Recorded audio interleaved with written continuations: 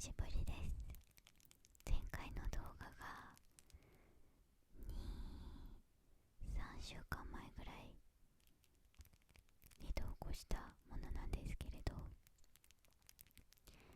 今に至るまでいろいろなことをしてきたので、その休んでいた間にしたことを今日はちょっとラフに話してみたいと思います。イエーイ。なんか最近企画ものとか結構しっかりセットアップした動画ばっかりやってて、雑談とかちょっとラフに音作ったりとかする動画をあまりしてなくって、視聴者さんにそういうの見たいよって言っていただけたので、ちょっとやってみます。このガチャガチャ音すっごいいい音じゃないですか。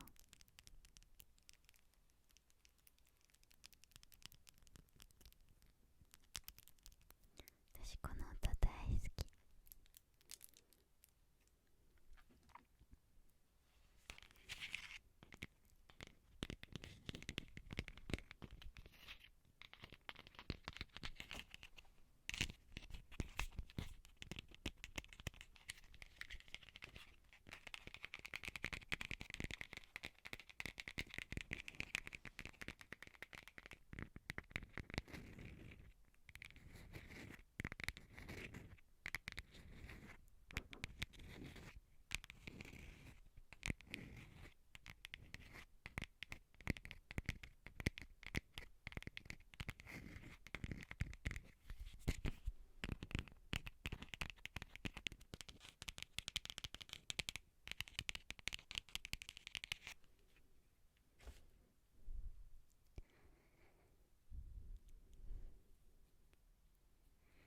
さて、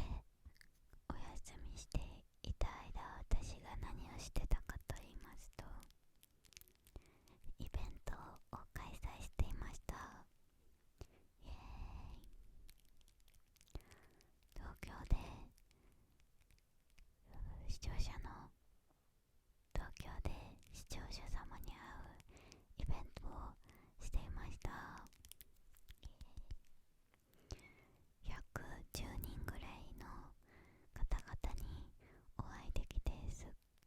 ごい楽しい時間を過ごしました。なんか初めて自分の動画を見てくれている方々、あなたとかねのこう顔がついたっていうか、今までこうなんだろう、誰に対して動画を作っているのかっていうイメージがなくって、正直なんか視聴者さんはスミスキーみたいなイメージだったので、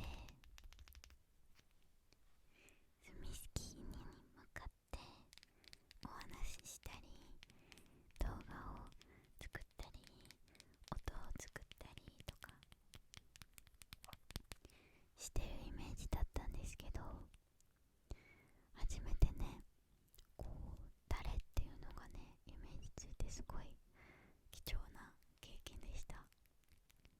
来てくれた方々、本当にありがとうございます。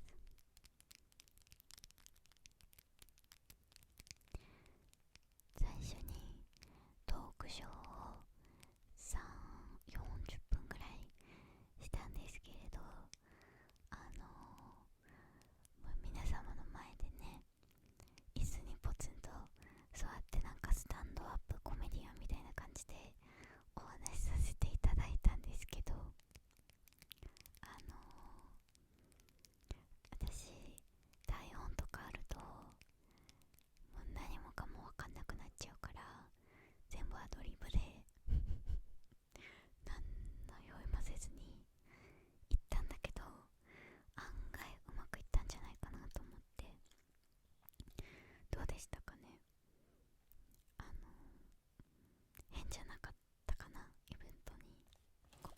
しゃった方がもしこれ見てたら、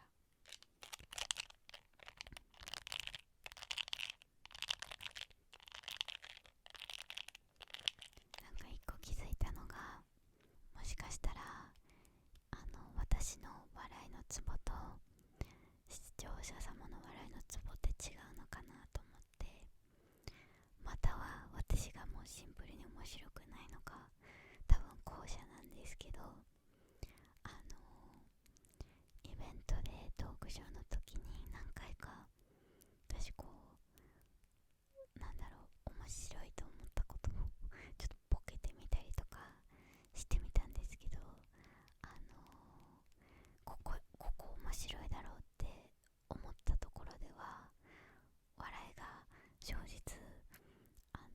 そこってところでみんなが笑ってくれてて、なんか本当にお笑い芸人の人たちのね、リスペクトっていうのが湧きました。これ空気洗浄機みたいなやつです。めっちゃいい音しないですか？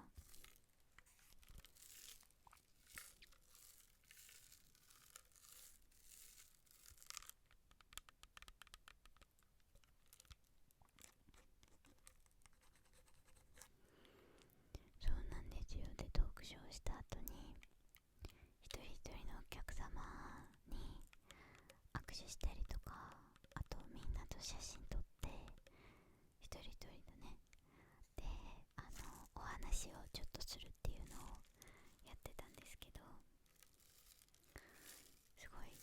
楽しかったです。もうノンストップでね、いろんなポーズしたり、いろんなお話ししたり、ハグしたり、握手したりって感じでやらせていただいたんですけれど、なんかもうできるだけいろんな人たちの名前とか顔を覚えようとして、もうイベント終わった時私も即寝たんですけど、なんかこれを毎日とかやってる芸能人の人々はすごいなって思いますね。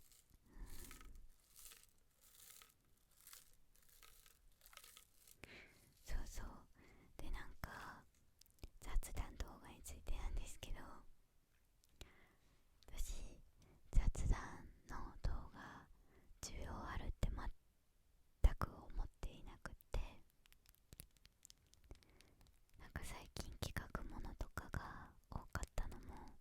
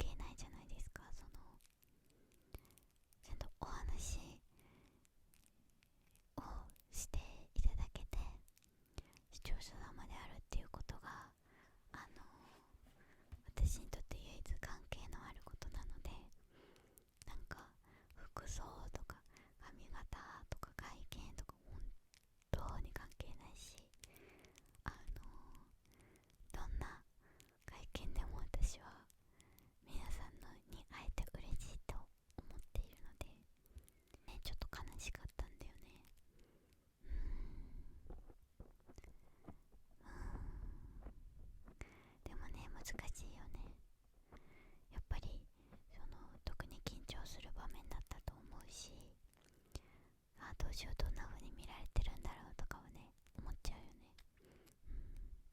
でもそれだけはちょっと覚えてほしいなって思いました。ちょっとマイクをサワサワしたくなったので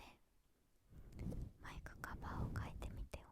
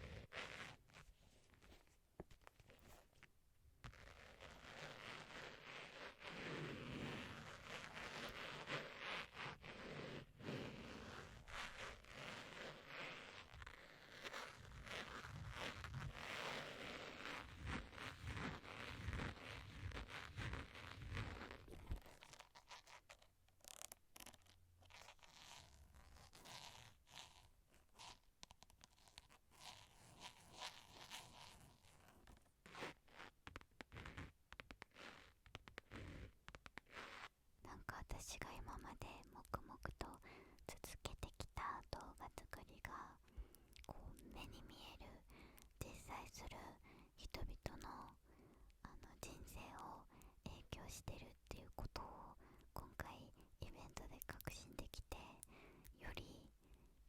動画作り頑張りたいなって思いました。すごく誰が見てくれてるのかとか、誰の助けになれてるのかっていうのが明確に分かって、めっちゃモチベが上がりました。私からしたらただずっとカメラに向かってね、ひそひそしたりペチャペチャしたりカタカタしてるだけなんで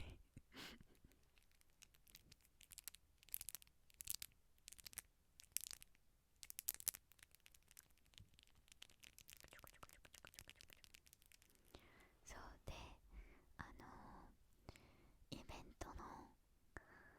1週間前ぐらいに私飲酒がありまして、飲酒があったんですよ。大学院の入試試験です。もう超忙しかった、本当に。もうね、正直動画を投稿していなかった理由がそれです。もうバーンアウトでした。もう私は何もしない、もう私はもうただベッドで横になるって感じになってたんで。そう、でもなんか大学院すっごく緊張し大学院試験すっごく緊張して、もう毎日お腹痛かったんだけど、私今まで受験をしたことがなくってね、みんなびっくりすると思うんだけど、人生初めての受験だったんですよ。なんか今まで受験生に対してとかの動画とかをちゃっかり投稿してましたけど、私受験したことがない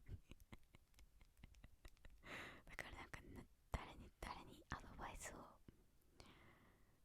向けてるのって感じなんだけど、初めてね今回お受験をさせていただきまして、いやもうびっくりしました。受験ってこんなに大変なんだね。なんかもう、これイベントでファンの子にもらったやつです。そう、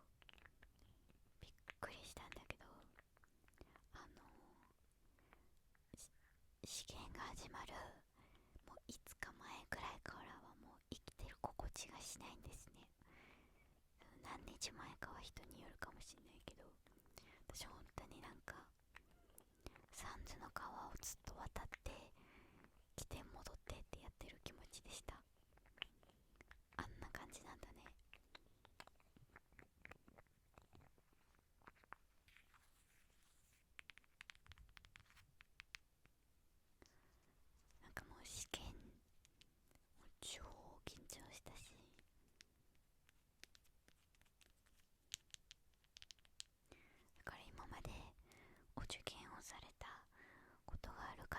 しゃいましたら、もう多分ほとんどないと思うんだけど、本当にすごいなって思います。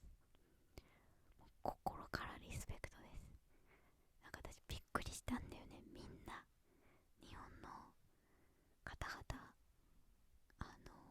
みんな受験を経験してんだなって思うと、すっごい関心と、びっくり、これ言おうと、本当にびっくりしました。リスペクトです。私が今まで受験をしてきてこなかった理由が、オランダだと小学校6年生の時に IQ テストをして、それでほとんど人生が決まるんですね。だから私その IQ テストしか今までしたことがなくて、そっからもうなんかレールに乗るっていうか、こう分けられて、大学準備コースか、専門学校コースか、なんて言えばいいんだろう、なんか技術を手につけるようなコースかみたいな感じで分けられるんだけど、でそのコース同士に行き来することは可能ではあるんですけど、それをするのは割と難しくって、でそんな感じで中学校高校と、中学校高校がオランダは一緒だから、その間の受験もなかったし、ただそのコースに居続けられるように毎週テストを頑張って留年しないようにとか、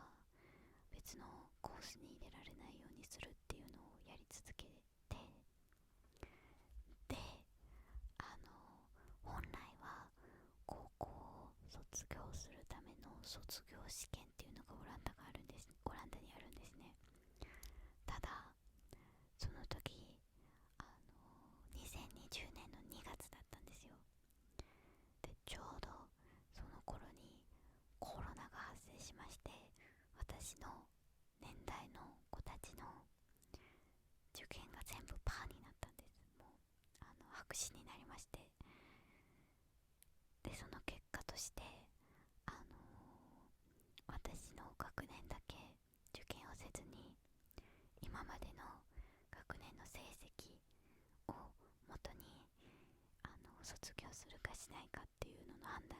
が出されて卒業したんですけれども、っていうのでそこの受験もうまく逃げてこられたんだけど、大学の入試もないんですよ、オランダは。そのコースを卒業したっていう、大学準備コースを卒業したっていう事実だけで入れるので、特に何もなくトントンと行って、大学も卒業して留学もしてっていうのをね、終わらせて、でついに大学院で私初めて、もう22歳、人生初めての受験をしました。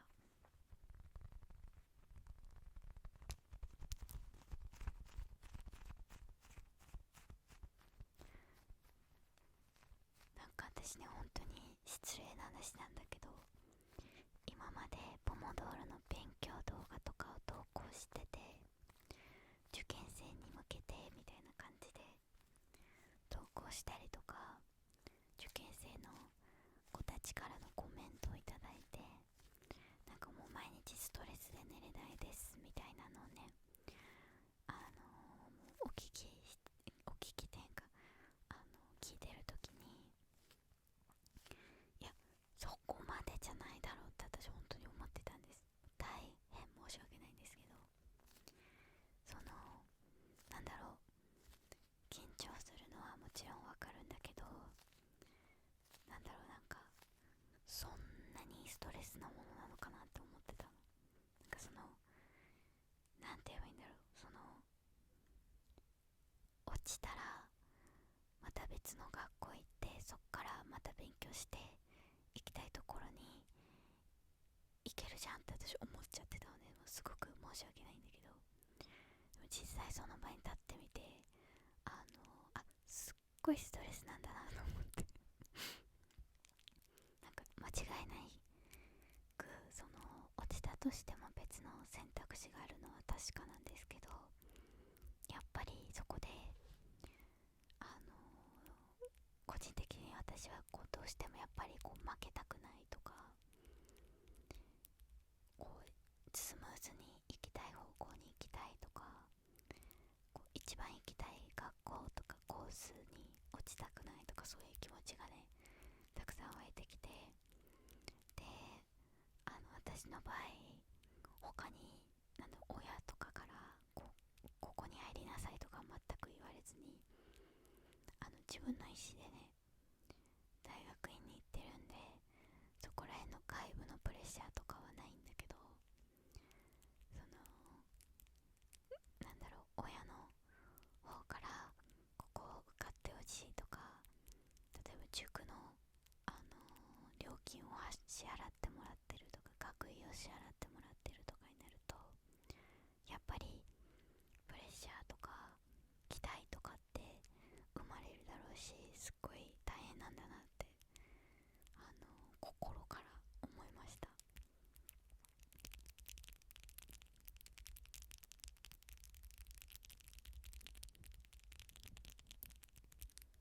なんか私の親は別に大学に行かなくてよくないって感じだったんで、完全に自分の意思なんですけど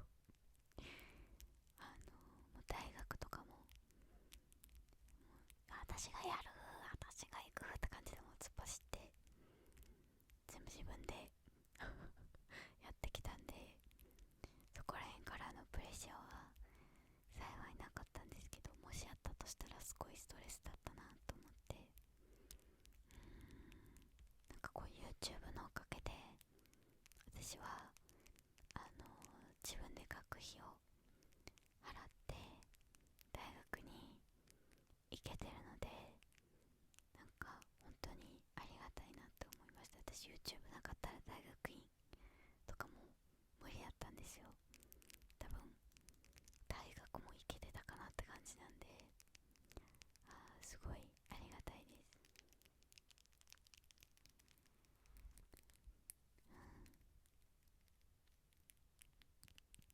みんなのおかげで学校に行けてます本当にありがとうございます。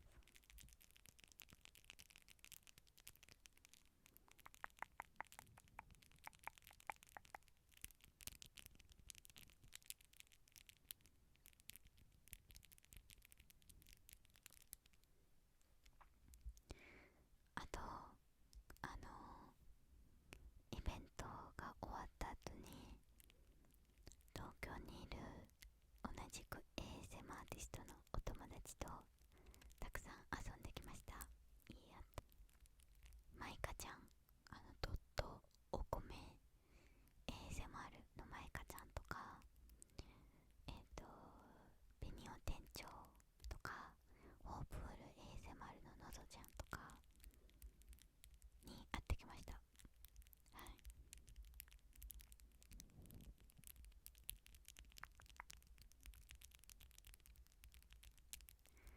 あとOKASMR っていう方が私の本を読んでくださったみたいで、それもちょっと感謝しに行きました。これ計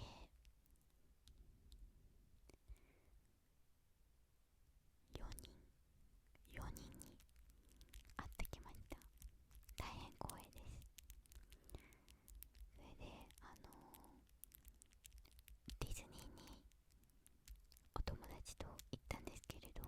ベニちゃんとのぞちゃんとマイカちゃんの4人3人、計4人でディズニーシーに行きました。正直私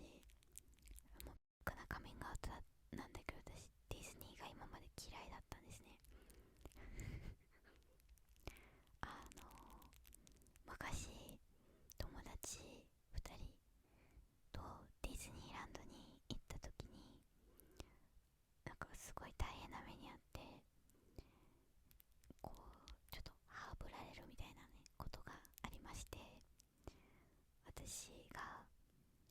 スターズインクの音楽が爆音で流れる環境のディズニーランドで号泣をしてたっていうね記憶があって、そっから嫌いになってたんですねなんかすごいひねくれてるから、そのディズニーランドで号泣してた時に、あ、ディズニーってなんか泣いたりとか、こう悲しいとか怒りとかの感情が湧いてるとすごい浮いちゃう場所なんだと思って、当たり前なんだけどね、みんな楽しいから。そこでひねくれてしまって、なんかその幸せを押し付けんなっていう思想になってしまったんですね。だからそのなんか楽しくいなくちゃいけないっていう場所が嫌いなので、そういう場所が嫌だなってすごくひねくれてるので思ってたんだけど、今回お友達と、とっても素敵なお友達とディズニーシーに行って、めちゃめちゃ楽しかったです。もう超好きちょろすぎますね。なんか今までいろんな理由をねこじつけてね、資本主義だからとか、なんか幸せを押し付けてくるからとか、なんかいろんな理由をつけて嫌いにしてたんだけど、結構楽しかった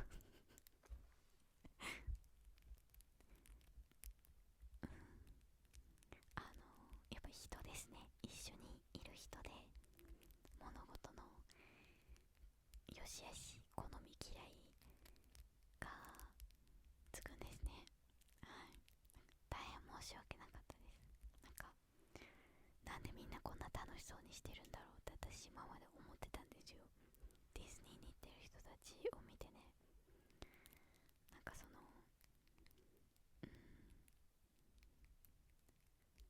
なんか笑わなくちゃいけない空間っていうのが嫌だったんだけど、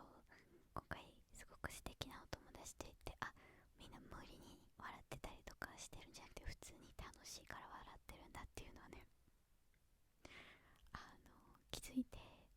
はい、楽しかったです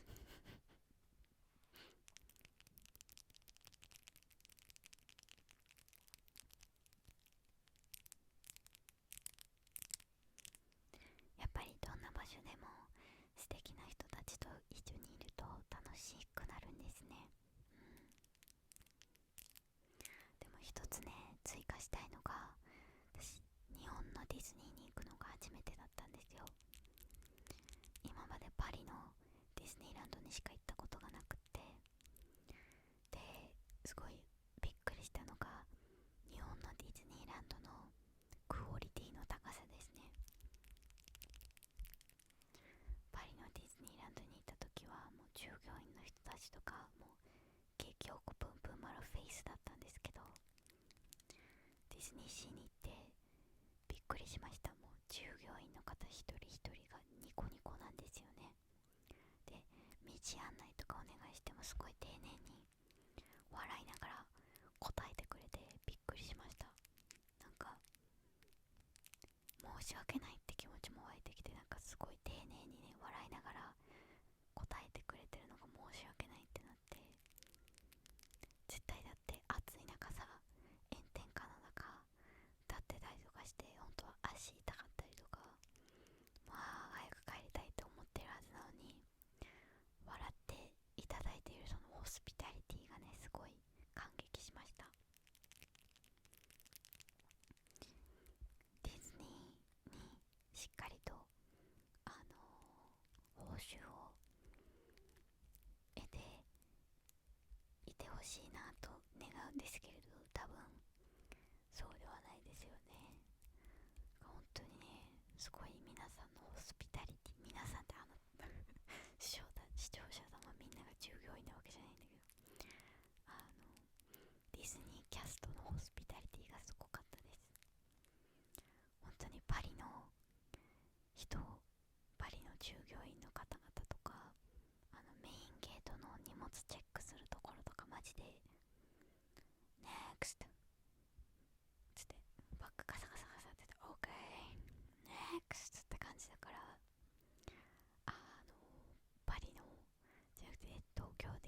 ンドの時はなんかはい検査させていただきますねって感じで、はいお楽しみにみたいな、いってらっしゃいっていうのをしてもらって、すごいびっくりしました。すごい優しいね、みんなね。なんかなんだろう、お客様の方々とかも東京ディズニーランドとか、なんかみんなスマイルがすごい多くって、なんだろうね、ディズニーランドにいるとみんななんか日頃のストレスやしがらみから解放されるのか、とてもみんな笑みを浮かべながらこうお互いに優しい空間だったなと思ってびっくりしました。なんかホテルの窓の方から一般のお客さんが閉園のために帰るときに、ホテルの窓からホテルに泊まってるお客さんがなんかぬいぐるみを動かしてバイバイってやってたりとかして、なんかもしかしたらこの世の中もみんながこう優しいっていうか、そのハッピーな気持ちでいることができれば、お互いに真心を持ってね接し合うことができるんじゃないかなって思いました。なんかこう好きな格好をしていいとか、なんか楽しんでいいとか、子供心を持っていいとか、お互いに優しくしてもいいとか、こうちょっと日常生活から離れた空間だと思うんですよ、ディズニーランドっていうのは。で、その空間だとみんななんかお互いに優しいなと思って、難しいですね、これを実生活に実践するのは。でもなんかあってもいいなよなーって思いました。なんかね、みんなねすごいニコニコしてたよね。で現実に戻ったらね、仕事とか学校の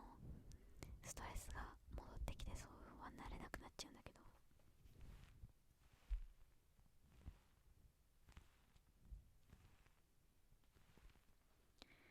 でもなんかもしかしたら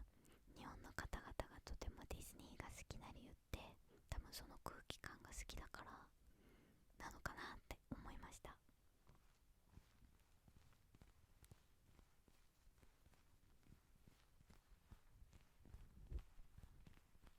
若干子供に戻れるみたいな感じはありますよね。あんまりそれはねパリのディズニーランドでは感じなかったんですよね。結構なんだろう、こうせかせかしてる方々もいらっしゃいましたし、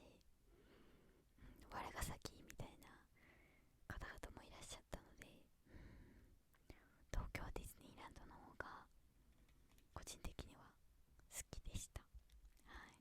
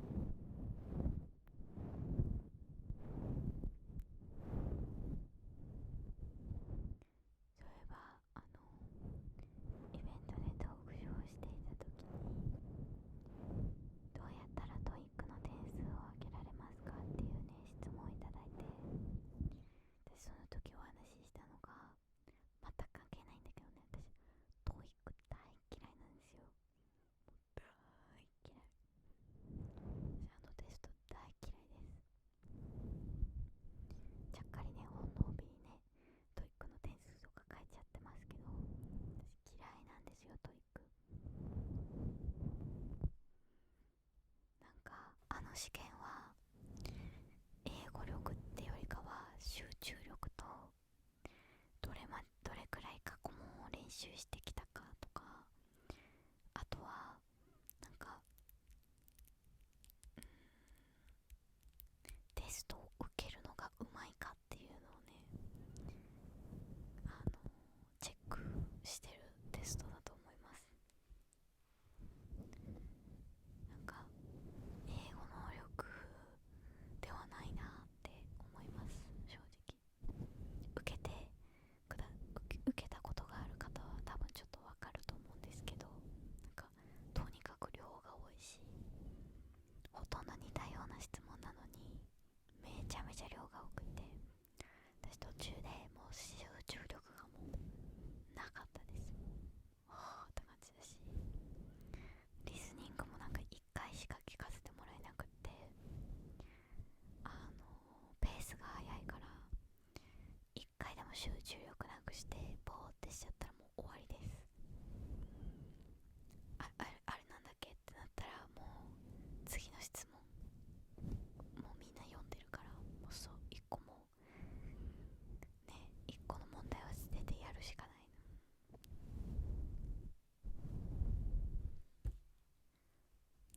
の。なんかもっとこう、L&R、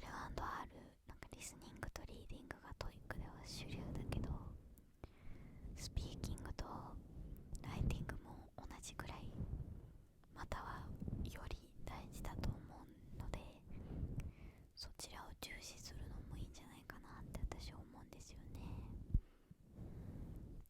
なんかその点、高校3年生の時に受けたケンブリッジ英検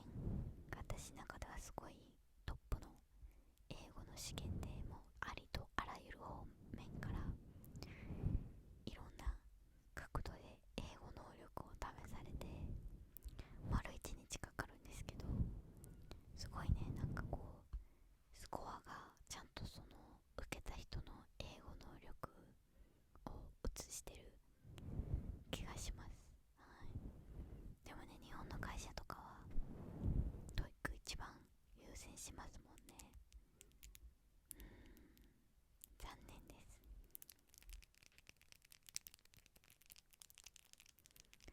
どんなに英語が上手でも集中力がそこまでなかったり、なんだろう、途中で飽きてきちゃう人とかはトイックでいい点数取るの難しいと思います。それがすごいもどかしい。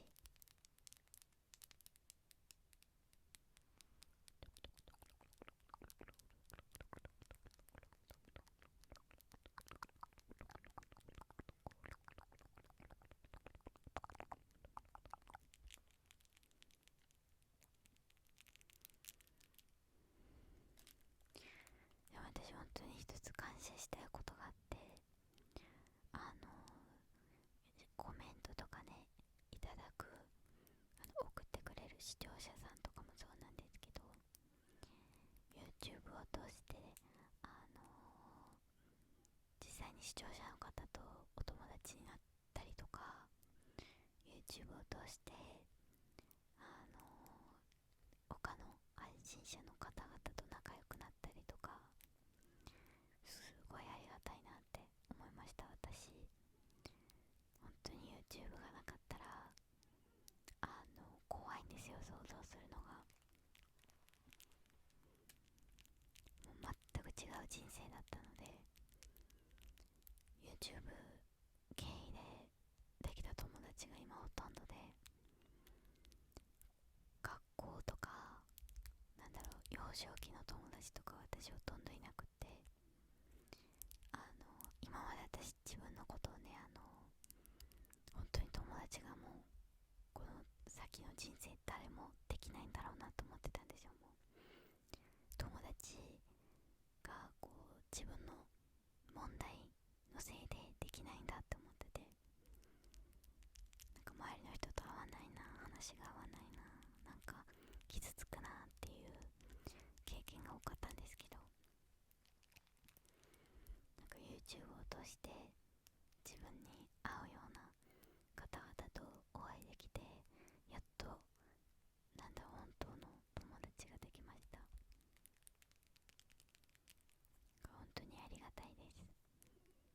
初めてなんか友達ってこういうものなんだっていうのを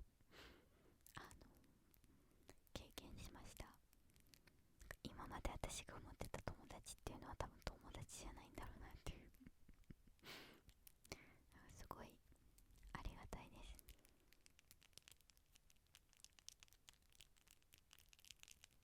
なんかやっぱり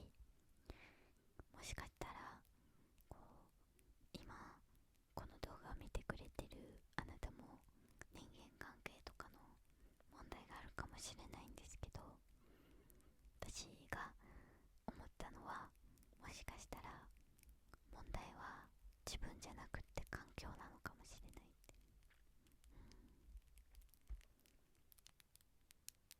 環境を変えたら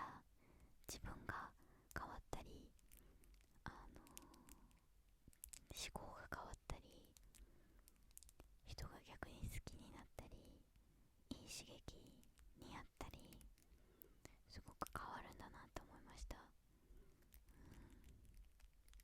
でも環境を変えるのってすごいリスキーだったりね、大変だったりするんですけど、私みたいに自身が置かれていた環境に絶望していた方はぜひ検討してみてください。もう180度環境を変えてみるっていうのをね、私はそれで結構幸せになりました。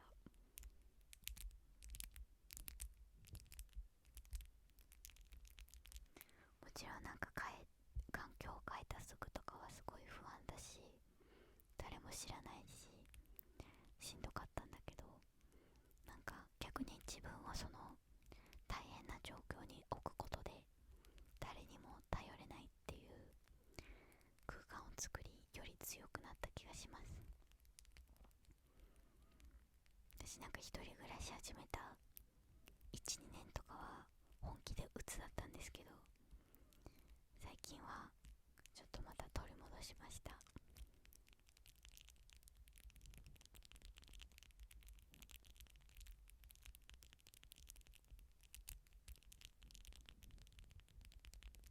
っぱり人は誰にも頼れない、助けを求められない、もう自分で自分のケツを拭くしかないっていう状況に立つと案外頑張れるのかもしれないですね。もちろんやりすぎは良くないけど、なんかそこでこうグワーって下がってもう最低最悪の場所に陥った時に何かの出会いだったり自分の考えの変わり方だったりそれで自分が変わってまた徐々に上がれるんだなって思いました。なんかね、もちろん人生山あり谷ありですけど、こう本当にどん底のどん底に一回行ってみるのってその人間性を豊かにするのにはいいのかなって思いました。はい、なんか本当にしんどかった時期があるからこそ他にしんどい人たちの気持ちがわかる気がするし、こう寄り添え自分なりに寄り添えられるなって思います。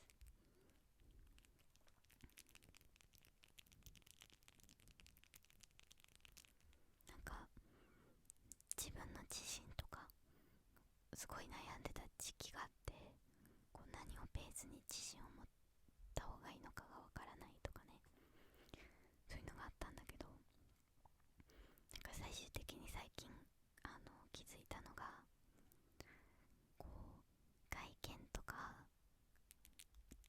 物理的なものとか周りのものとか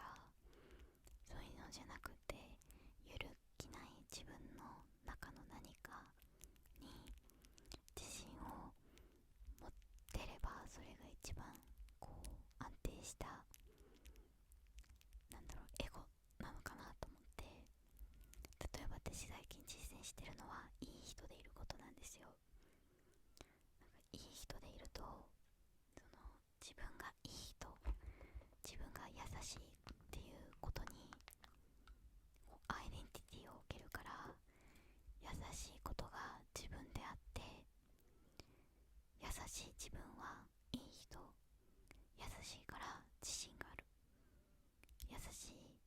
ことが自信につながるっていうのを実践してて、それって揺るぎないじゃないですか。その行動でこう毎日それを実践して自信につなげられるっていうか、例えばその外に転がってるねペットボトルを捨てるとかね、そういう些細なことでもやってみたっていうので、私やっぱりいい人だなって、自分マジで最高なやつだなと思って、あれですよね、あのあれなんだっけ、情は人のためべからずみたいなね本当に自分のためにこう優しさっていうか、人のためになる行動ってあるんだなって思いました。いいことをするからこそ自分最高って思えて自信がつく。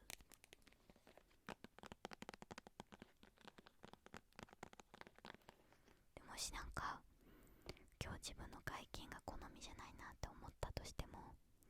でも私最高に優しい人だし超いいやつだから関係ないわって思えるようになりました。